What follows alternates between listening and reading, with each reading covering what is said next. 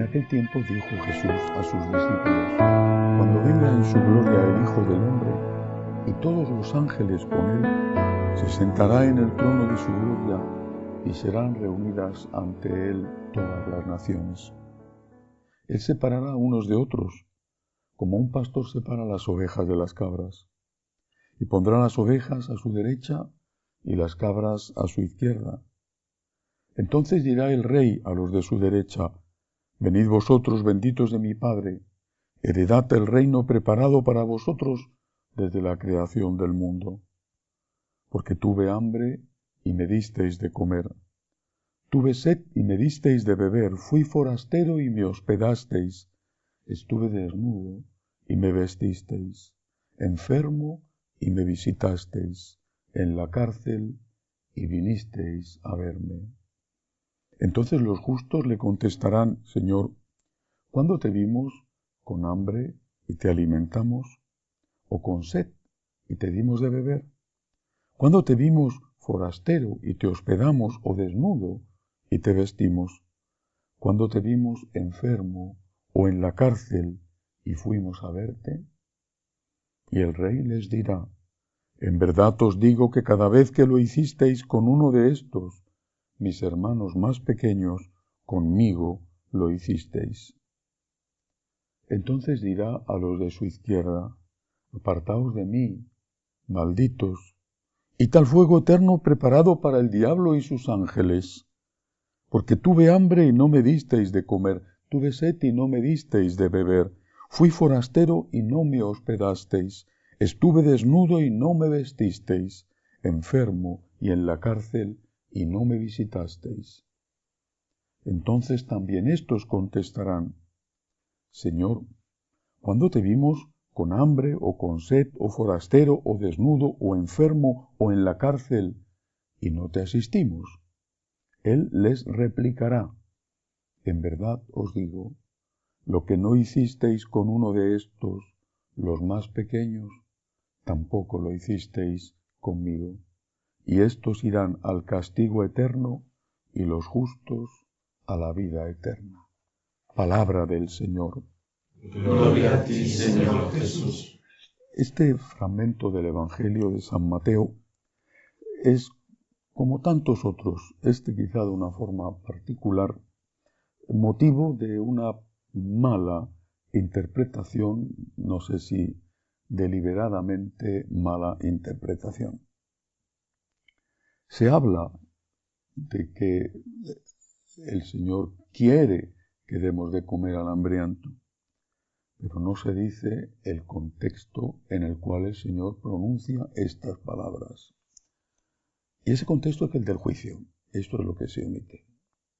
Va a haber un juicio. Va a haber un juicio personal. Nada más morir nosotros. En ese juicio nuestra alma será condenada de forma inapelable al infierno, al purgatorio o al cielo. Los del infierno no podrán volver a salir de ahí nunca. Estarán con el demonio por toda la eternidad. Y esto que digo no es por meter miedo, es que es la realidad.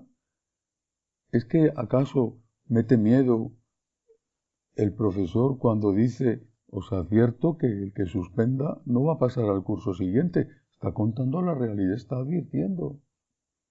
Los del purgatorio estarán un tiempo de purificación hasta que llegue el momento en que puedan pasar a la presencia de Dios en el cielo. Por los del purgatorio podemos hacer algo desde la tierra, el ofrecimiento de la Santa Misa y también la indulgencia plenaria.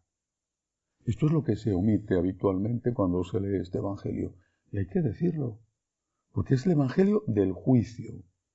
Un juicio personal, cuyas consecuencias las experimenta solo el alma.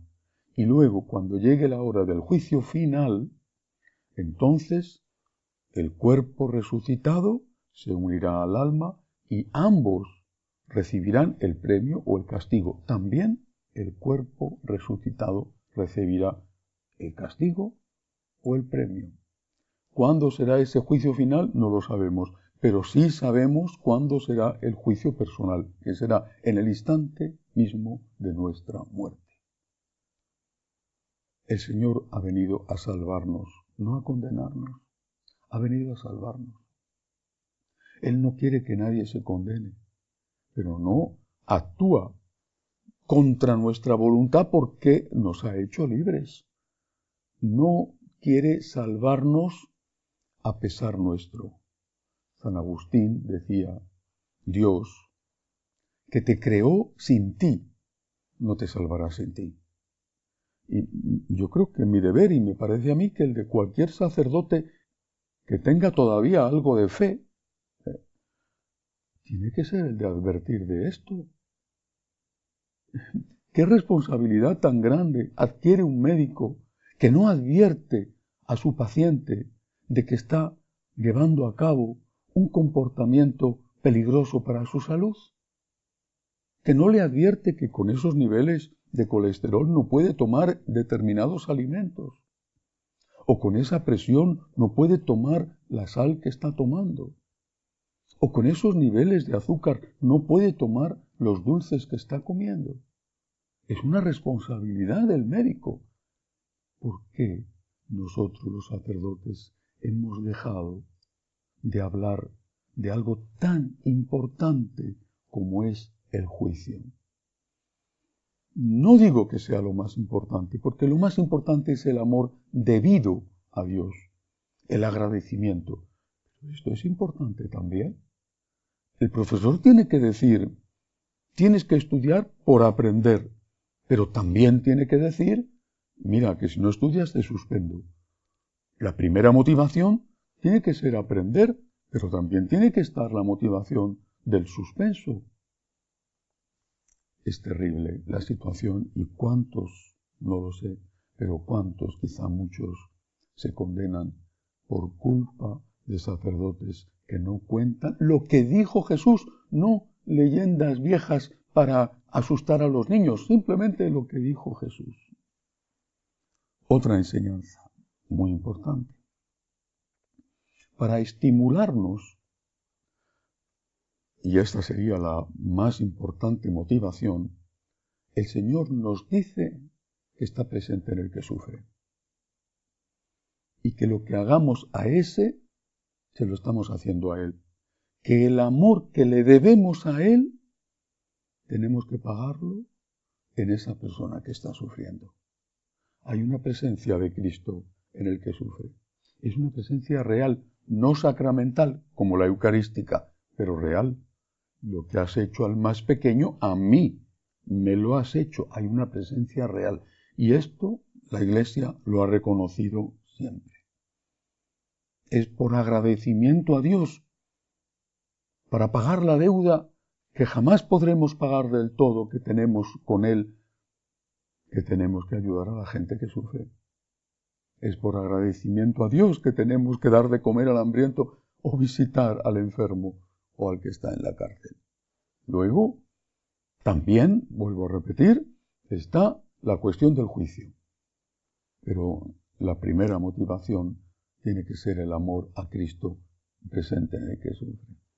Una última cosa, muy importante, que no se desprende directamente de este texto, pero que sí que es una consecuencia que a mí me parece bastante clara. Si el Señor está presente en el que sufre, ¿eso no significará que también está presente en mí cuando yo sufro? Léon Blois, uno de aquellos escritores franceses conversos del principio del siglo XX, compañero y amigo de Maritain, decía, reprocho a la Iglesia, y lo decía mucho antes del Concilio Vaticano II, que haya dejado a los pobres más pobres de lo que son. Dice, ¿pero por qué decía eso Léon Blois? Lo decía no porque la Iglesia no estuviera haciendo obras de caridad, que las ha hecho siempre, sino porque había dejado de recordar que tener un problema es tener un tesoro. El pobre, el enfermo, el anciano, el encarcelado, el que sufre por cualquier causa, incluso aunque sea culpa suya, tiene a Cristo presente en él y que sus oraciones son las más escuchadas por el Señor. ¿Tienes un problema? Cristo está contigo. Alégrate de estar con Cristo. No eres un inútil. No eres solo un sujeto pasivo de caridad ajena. No eres alguien que no sirve para nada y que solo puede recibir. Bendito lo que recibes y agradece la ayuda que recibes. Pero, ¿tienes un problema? Tienes un tesoro. ¿Tienes un problema? Cristo está en ti. Es otro tipo de comunión. Si hay una presencia real del Señor, lo que has hecho al más pequeño, a mí me lo has hecho. Si hay una presencia real del Señor en el que tiene hambre, también habrá una presencia real del Señor en ti cuando tienes hambre. Si hay una presencia real del Señor en el que sufre persecución por defender la justicia, también habrá una presencia real en ti cuando estés defendiendo la justicia y sufras persecución, o cuando estés enfermo, o cuando seas anciano. Me parece de la más elemental lógica. Alégrate, por lo tanto, Cristo está en ti. Es por eso que el Señor invitaba a cargar con la cruz, porque invitaba a estar con Él, lo mismo que te invita a la Eucaristía, te invita a abrazar tu cruz, aunque la presencia real del Señor en la Eucaristía sea distinta, porque es sacramental.